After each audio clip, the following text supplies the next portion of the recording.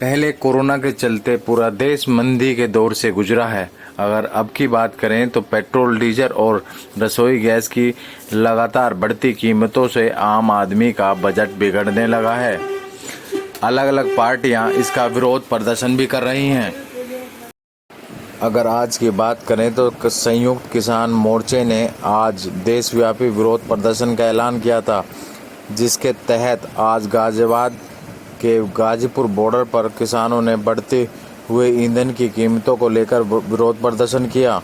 किसानों ने हाथों में रसोई गैस सिलेंडर उठाकर विरोध दर्ज कराया है। ये तो हमारा जन्म से भगवान ने यही पेशा दिया है कि तपती धूप, भयंकर सर्दी और बारिश में हमें काम करना है खेतों में।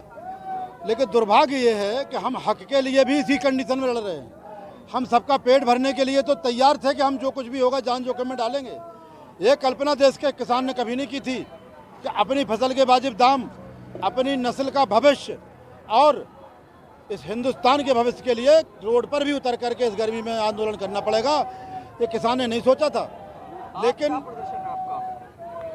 फिर भी हमें जो जिम्मेदारी मिली है आंदोलन करने की भी, तो खेती भी मजबूती से होगी और आंदोलन भी मजबूती से होगा, चाहे गर्मी हो चाहे बरसात हो।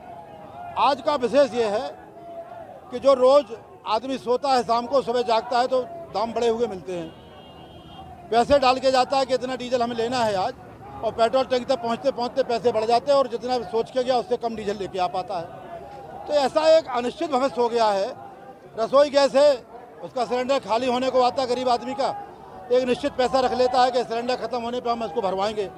जब तक भरवाने जाता है तो पता चलता 100-200 रुपये इस पर बढ़ गए।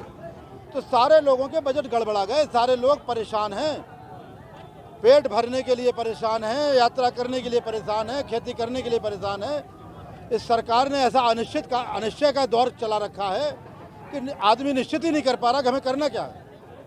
तो क्या मांग है अध्यक्ष जी आज आप लोगों की? हम लोगों की मांग यही है कि डीजल हुआ, पेट्रोल हुआ, रसोई गैस हुआ, ये इनके दाम जो है कम से कम आधे होना चाहिए, आधे दाम होना चाहिए। इनकी लागत बहुत नीचे आना चाहिए। आम आदमी को परेशान हो रहा है। रसोई गैस है जिसका सीधा संबंध पेट से जुड़ा हुआ है, खाना बनता है, तो इसके आधे दाम होना चाहिए। क्या नाम है आपका? मेरा नाम परवीन मलिक, एनसीआर युवा अध्यक्ष, भारतीय किसान यूनियन। क्या कारण है जो आप हॉर्न बजा रहे हो? कारण ये है कि महंगाई के खिलाफ आज हम हॉर्न बजा रहे हैं कि सरकार के कानों में आवाज जाए। हमारे हम जो बोल रहे हैं वो तो आवाज जा नहीं रही है सरकार के कानों में। सोच रहे हैं कि हॉर्न ही बजा के देख ले, शायद चली जाए। क्या मांग है? मांग ये है कि बढ़ती महंगाई पे कंट्रोल किया जाए, एलपीजी के जो दाम है वो घटाए जाए, पेट्रोल डीजल के जो दाम है वो घटाए जाएं, और जो हमारी मेन मांग है तीनों काले कानून वापसी ले जाएं और एमएसपी पे गारंटी दी जाए हमें। मेरा नाम सुनील बालियान भारती है, जिला शामली उत्तर प्रदेश से हूँ। क्या कारण है जो आज तपती गर्मी और धूप में आप खड़े हैं? आज तो पूरा देश ही तप रहा है भाई। भुखमरी आ चुकी, इतनी महंगाई आ चुकी, जिसके लिए भाजपा आई थी कि लगभग मैं देश नहीं बिकने दूंगा, पूरा देश बेच दिया। तो आज इतनी गर्मी कहाँ लग रही है भाई? पेट के लिए हम खेत में भी तो कमाते हैं, तो हमें गर्मी तो लग नहीं रही। लेकिन हम सरकार से ये सवाल तो करें कि सन 1973 में जब अटल बिहारी वाजपेयी जी बुग्गी में बैठ के, बैल बुग्गी में बैठ के संसद भवन का कूच कर रहा था, आज कहाँ गई वो विचारधारा भाजपा की? कहाँ पेट्रोल भी कहाँ से कहाँ पहुँचा दिया। आज ईंधन की कीमतें जो बढ़ी हैं उससे किसान की जिंदगी पर क्या असर पड़ रहा है? भाई किसान तो बिल्कुल बर्बाद हो चुका। हमारा तो जो गन्ने का पेमेंट है वो नहीं पिछले 4 साल से दे रहे, वो परेशान कर रखा, कोई रेट नहीं बढ़ाया। रही एमएसपी की बात, हम एमएसपी निर्धारित करके नहीं दे रहे। रही बात कानून की, कानून वापसी नहीं कर रहे। किसान कहाँ जाएगा भाई जब किसान की आमदनी नहीं बढ़ रही और खर्चे उन्होंने बढ़ा दिए, पेट्रोल के भाव बढ़ा दिए, डीजल के भाव बढ़ा दिए, गैस के भाव बढ़ा दिए। किसान क्या करेगा बेचारा? किसान तो परेशान है, आम जनता भी परेशान है। आज के समय आज बहुत बुरी हालत हो चुकी है देश की। आज देश बर्बाद हो चुका है, देश को बिक चुका है। आज सरकार को देखे कि सरकार ने आज ये देख लो कि आधा भारत बेच दिया। हमारी भारत की जो सुरक्षा प्रणाली है, ऑर्डिनेंस फैक्ट्री, वो भी बेच दी सरकार ने। क्या कहें इस सरकार को? सरकार से आपकी? सरकार से हमारी मांग यही है कि सरकार इस महंगाई को खत्म करे, जो पेट्रोल के दाम है उसको आधा करे, जो गैस के जो भाव बढ़ाई है, जो दाम बढ़ाई है वो भी वापसी करे। लोगों को फ्री सिलेंडर तो बेच दिया, गैस कहाँ से भरवाएगा बेचारा?